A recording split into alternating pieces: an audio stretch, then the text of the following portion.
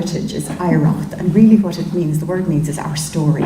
So let's tell our story today, continue to tell our story, and that way we can piece it together and we will understand better what it is we're doing, how we're learning, how we're growing, and how we're coming together with the way that RPL is developing. So what I'm trying to do today is two things: to reflect a little about implementing, how we in Ireland have implemented the 2012 recommendation on the validation of non-formal and informal learning. As you know, validation is the way they refer to this across Europe. We tend to call it RPL, or the recognition of prior learning, and then making progress with RPL in Ireland. If I asked you, you've noticed that we all got voting cards, red, yellow, red, orange and green, and of course I forgot to come up with mine. But if I asked you instinctively, how do you think we did? Would you give us a red card? Would you say amber? Would you say green? Can you vote now? Hold up your card. Did we do well? All right? Good? What's the vote? Hold it up high so that we can see. Ooh, that's a fair balance, isn't it? Can someone get a shot of that so that we can put it back up at lunchtime? Kind of hard to tell, isn't it? Very mixed views. I would say, and I'm not colourblind, I would say that edges towards the amber to red, probably amber, a lot of ambers. We've made good progress, but we're not there yet. Okay, let's walk through the recommendation. The recommendation, as with all European recommendations, starts with reference to all the things that came before. So the Leuven communication, by 2015, national procedures for recognition and validation, non-formal and informal learning will be supported by national frameworks for qualifications. We will have in place successful policies for lifelong learning. We will include basic principles and procedures for the recognition of prior learning on the basis of learning outcomes. Well, yeah, we got that. We're strong on learning outcomes nationally. We've got them embedded in features right across our system. We did okay there. Principles and procedures for RPL, yeah, the NQI responded immediately with that. Out since 2005, really good start, fast out of the tracks. Well done, Ireland. Green, good. Council conclusions, 2011. Clear routes for vocational education and training and other types of education into higher education. Mechanisms for RPL and the recognition of experience, prior experience. Access and widening participation is really firmly on the national agenda. Pretty good. RPL for access is part of the higher education strategy. It's included in all the HE compacts. Yeah, not bad. Doing okay here? Council resolution November 2011, renewed agenda for adult learning, fully functioning system for validation of non-formal and informal learning, fully functional system. All ages, all levels, including enterprises and other organisations. Getting a bit awkward here. Okay, expert group on future skills needs report in 2011 stated, while significant experience of RPL has been developed in Ireland, a coordinated national policy approach is required. Support from guidance services and from public employment services with regard to informing and directing individuals towards RPL. Yes, all true. The recommendations in this paper, this was the EGF-SN report, aim to provide the basis for a more integrated and national policy for RPL in Ireland. All true. And remember, that was the time at which we had the first burning of the Quangos. So QQI was established. We tried to amalgamate and come together under one national framework. It's also the time when, with the economic downturn and serious problems, crash, major unemployment, real crisis, the ETBs were moving to consolidate in vocational education committees into single ETBs. So major change environmentally. Ireland was in real trouble. So you can understand where there would have been significant rocking of the boat. The 2004 Council conclusions, published, revised, supported, disseminated, utilised. Yeah, we did okay. Council meeting May 2006, validation in youth, invited the Member States to identify competences acquired with a view to recognition in labour markets. Yeah, we had the recession. So that really is, I remember Hilary Tierney's presentation to the network some years back, really pointed out the struggle that the youth sector was having simply to survive in the face of policy cutbacks and the struggles of the recession. So that really impacted very deeply. EQF referencing, yep, Ireland we referenced very early in the process, and we're now moving towards re-referencing. So we did okay there. ECAVET, yes, we've worked very hard to implement and integrate ECVET through all our policies. ECVET, Siobhan works very hard there with the ECVET and mobility, developing mobility. We've got a lot of work on that, so we're not too bad there either. So if we voted again, how are we doing on all the heretofores and the wherewiths and the notwithstandings? We're all right there. Walking through the recommendation, we get to the core piece. Member states should offer individuals an opportunity to demonstrate and make use of learning for careers and for further learning. No later than 2018, arrangements should be in place for validation of non-formal and informal learning, where individuals can have knowledge, skill and competence validated, including, where applicable, through open education resources. Should be able to obtain a full or partial qualification. So it's very much in the context of national frameworks and qualifications. Member states may prioritise certain areas or sectors within their arrangements in accordance with needs. So it's very much about subsidiarity. National circumstances, national specificities, specificities, all those difficult words. So you can target and you can prioritise, and that's logical. Different countries have different requirements and different agenda in front of them. We've got a huge youth population, so it stands to reason we're going to have to prioritise. Again, arrangements should include the following steps, but allows for the individual citizen to jump in and out as they need to take advantage of any combination of these: identification, documentation, assessment, certification. Do our arrangements locally, nationally, regionally allow for this?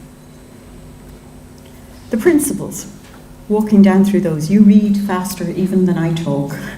So validation is linked to the framework and therefore to the EQF. Information and guidance, benefits, opportunities, procedures for both individuals and for organisations. That's quite a challenge.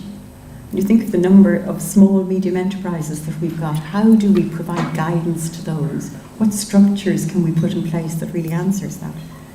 Disadvantaged groups are noted as being most at risk of unemployment, and they're most likely to benefit.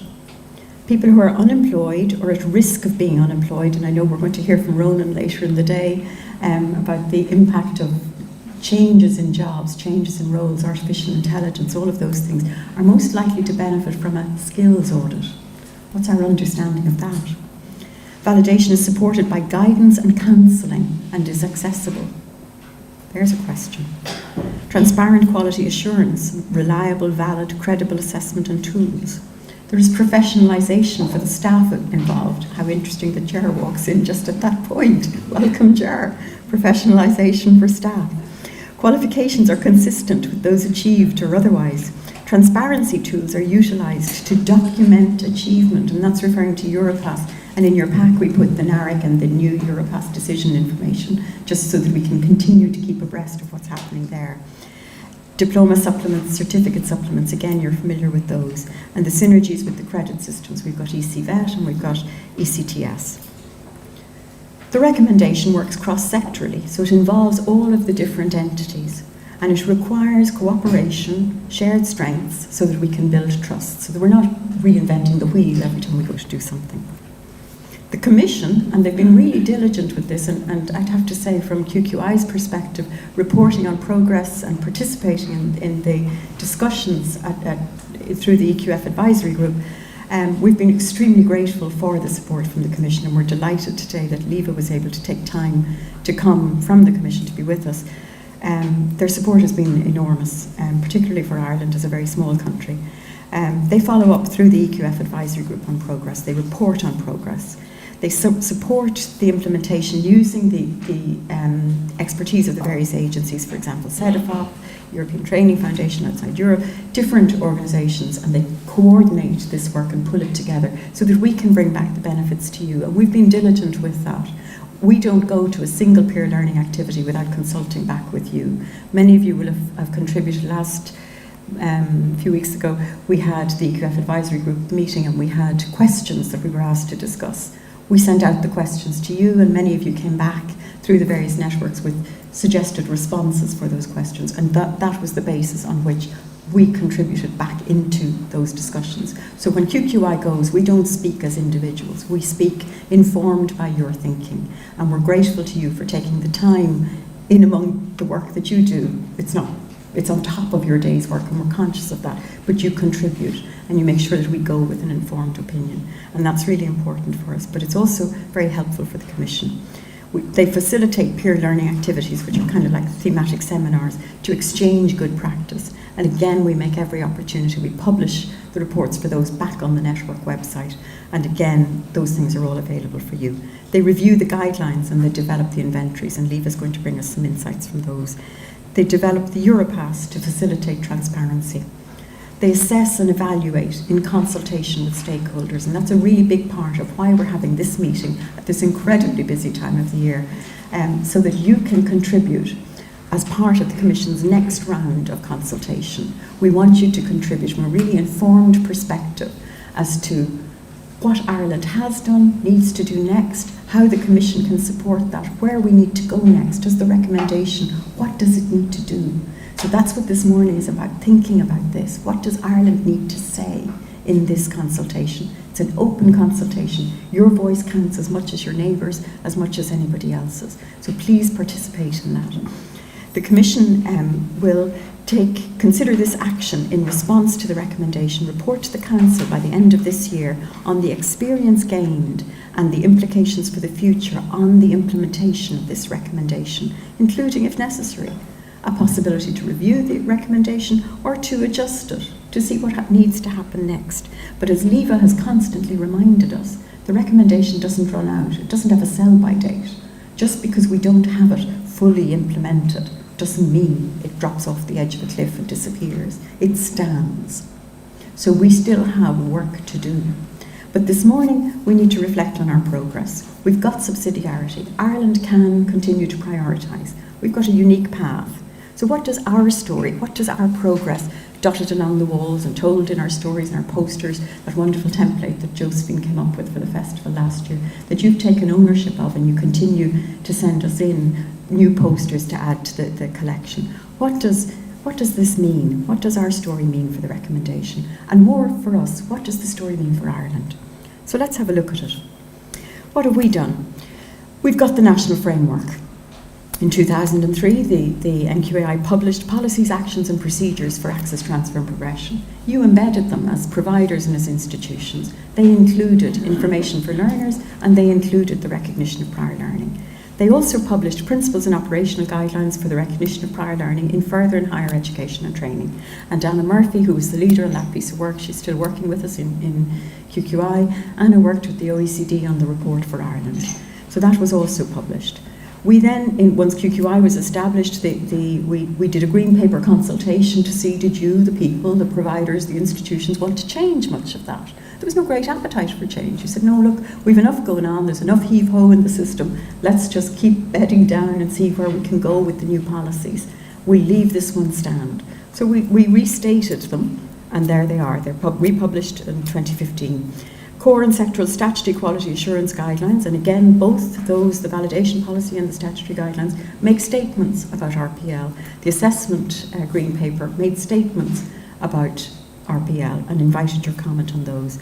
But those are all being implemented in the context of what were agreed sectoral conventions, legacy policies, legacy procedures, legacy perceptions, if you like, and perspectives that persist and inform current practice. And some institutions have moved beyond those, and others are still kind of heavily informed by them. So there's a creative space, if you like. Legislation, the Qualifications and Quality Assurance Act 2012. There's an amendment going forward before the Shannon this morning, which is why we don't have representatives from the department here today. They're busy flying the flag with the Senate. But basically what this will do is it locates the service for RPL closer to where the citizens are. But it puts the responsibility straight onto the shoulders of providers, institutions. You, the providers, you, the institutions, are now responsible for making awards directly to learners. Why is that? It's because effectively there's very strong trust in your quality assurance.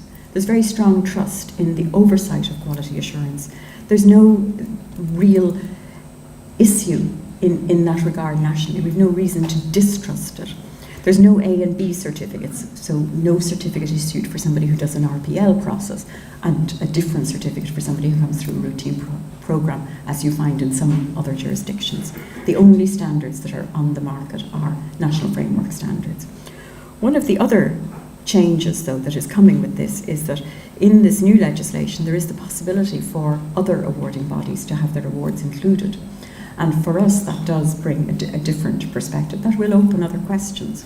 So how does this change challenge our current guidelines? How does it change our sense of the framework and of access, transfer and progression? So how, for example, will our credit systems work? How disruptive really is this, and how do we make it work? How do we want it to work? How do you want it to work? What happens with OERs, MOOCs, globalisations? RPL is really in the heart of this. Okay, Anna's signalling me I need to talk faster. Implications in provision are outward looking. So we need you to look out and globally with the community, with volunteers, with chambers and so on. And the responsibility is ours to be person-centred, not necessarily in terms of participation with institutions and programmes.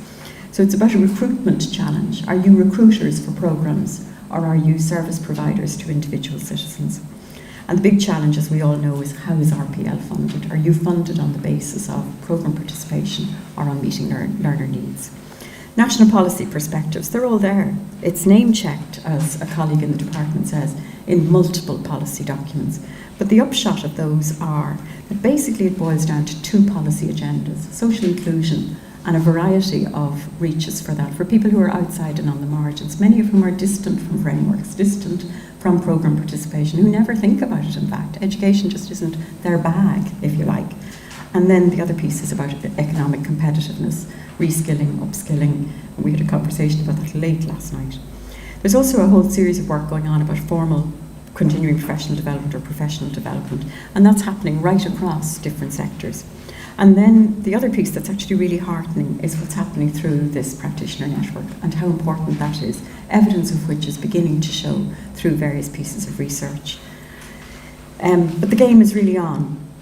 And the question is it a parish level game or is it senior hurling? And for me, that's a real, like, are we at the GAA? Are we playing in Croke Park? Is somebody going to lift the cup and say it's more crucial Northern, and go on with the big speech? Or is it something that we play down at our local GAA pitch?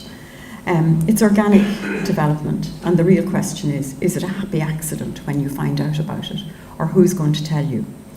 There is really deep learning and really deep reflection and huge integrity and pride underpinning the work that is being done. And I think for me, I occasionally get to sit at tables where this work is being explored, and that is the thing that strikes me most, is the integrity that underpins this work. Nobody's taking shortcuts, nobody's putting the work at risk, nobody's putting the qualifications at risk.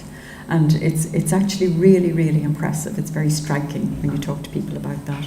Data is a problem. This is also very interesting, and it's new information. It's up on the walls there, you'll be able to have a look at it. The figures are actually really striking, and we hadn't done this piece of digging. This set of slides will be up on the RPL network, so you'll be able to have a look at it. But it's just the stuff that comes in from the people who access QQI awards. So it's not the universities, it's not the higher education institutions with delegated awarding power. It's just straightforward who looks for QQI awards. The points to understand with it, while the figures run into thousands, components do not always equal learners. So some learners will have achieved multiple components. So those figures may not necessarily reflect individual citizens. Reflect individual citizens. They're accessing RPL and exemptions. The activities are at all levels of the framework. Yes, Anne, I see. Very active for levels 2 and 3, and that's right. People are banking what they know. Where regulation comes into the system, obviously people want to grandfather over into the new system, so they're holding on to it. And the majority reflect the transition within FET from common awards to the new award system. Often it reflects people in employment. The beacons are there. There's a whole series of stuff that has been published, and again we've got those pinned up on our storyline so that you can see it. Internationally, again, a whole lot of work has been done and reflects all of that. The department are very keenly interested in RPL. Somebody in a meeting at the department, Siobhan was there from ETBI, said, look, it's a key strategic priority for us. And that was only last week. So there's a whole lot of work going on. And the reality is that in Ireland, we're a small country, a small population, so every hand matters. We can't afford to neglect talent or to lose out on it. And RPL is a real key piece to play in that whole jigsaw. And I would see it as the gift of our generation, that we can play a part in that. Shortening this distance to qualifications is the gift that we can make. Reflecting on our progress, what does the story mean for the recommendation? What does our story mean for us in Ireland? What would you change? I think, reflecting on the recommendation, this is what it has given us. It's given us accountability, it has given us guidelines, it's given us a framework in which to grow and to be challenged. It's given us peer reviews, visibility, and I think that's really important. The network, the gift of the network for many of us, because it's only a part of our work. It's not, nobody has a distinct, where RPL is my job and I don't do anything else. It's given us visibility for this part of work. It has also embedded it in terms of quality, qualifications, trust and mobility. Because learning knows no borders. It doesn't stop when you walk out of this room or into this room or into any other part of your life. So thanks, William. Take care.